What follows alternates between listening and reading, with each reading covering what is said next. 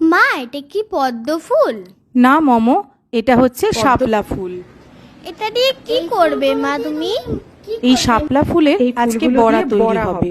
শাপলা ফুলের আসুন দেখে নি শাপলা ফুলের বড়া আমি কিভাবে তৈরি করছি। প্রথমে একটু শাপলা সমেত মানে শাপলার ডাঁটিটা সমেত ফুলটা আমি রেখে দেব। ফুলের যে সবুজ পাপড়িটা যেটা শক্ত অংশ সেটা বাদ দিয়ে দেব, আর মাঝখানের যে হলুদ অংশটা থাকে সেটাও কিন্তু হাতে ছাড়িয়ে বাদ দিয়ে দেব। এরপর ফুলগুলোকে ভালো করে আমি ধুয়ে নেব।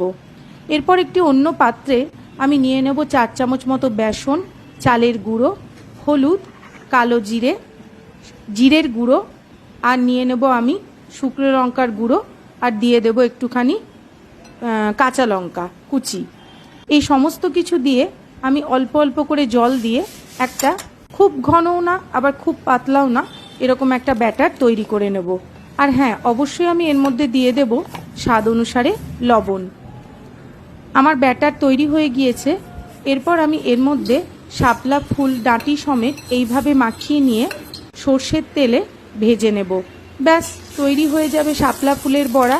আপনারা চাইলে পেঁয়াজ, কাঁচা লঙ্কা বা রসুনও এর সঙ্গে অ্যাড করতে পারেন, সেটাও কিন্তু খেতে বেশ ভালোই হয়।